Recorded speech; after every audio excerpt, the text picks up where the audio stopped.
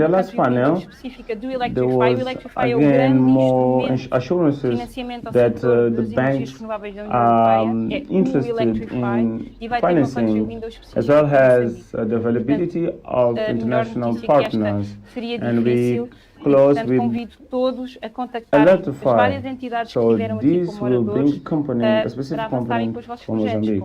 So this is the best news that we could ever have.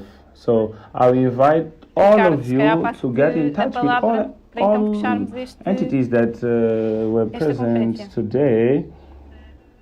Ricardo, probably I would hand over the Obrigado, floor to Isabel. you to close Espero this que me consigam conference. ouvir. De facto, não me resta Thank you, muito mais, Isabel. I apenas hope that you can hear me. agradecer a participação. Tivemos In fact, acima de quase without 200 further ado, I participantes would like to aqui thank your participation. We had over Ricardo, almost mute. 200 Qualquer coisa participants aconteceu? in this Deixa eu ligar outra vez o session. microfone, faz favor. Ok, peço desculpa. Já está. Tivemos aqui, ok, agora conseguem me ouvir. Ricardo, you are muted. What happened? Tivemos I'm sorry. elevado número de participantes para Can you hear me now? We had permitiram que esta conferência many tivesse inúmeras perguntas participants importantes para os nossos that oradores. E acho que em termos de notícias, allow Isabel, de facto, não provided many questions to our speakers. So I think that in terms of news, we couldn't have a better news such this one. So the needs are there, the financing are available, financing windows are available, are open. So at legislation and government level, there is complete openness and transparency. So in fact, we would like to say that self-consumption in Mozambique is a reality, as we could see in the case studies, but is also a unique business opportunity. So I'd like to stress that for all that were present, and in this type of events, we direct our audience to the ones that are in the commercial and industrial sector. So make the use, because you will have savings, the planet will be safer, and as Mozambique, we would like to have a more sustainable country and guided by a sustainable or sustainability concept. Thank you very much, everyone. Technical issues are normal, and once again we apologize. However, we shall not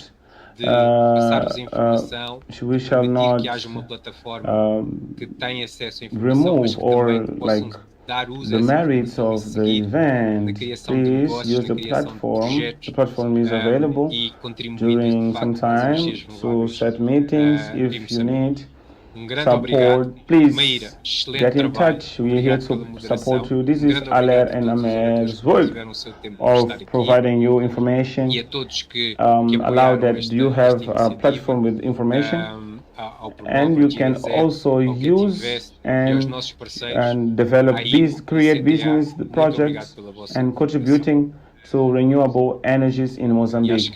And thank you very much, Meira. Excellent work. Thank you for your moderation. Thank you all speakers that were here and all who supported this initiative. Promove, GZ, Get Invest, and our partners, AIMO and CTA. Thank you very much for your collaboration. And I think that we can close our event. Thank you very much, everyone, and have a good day.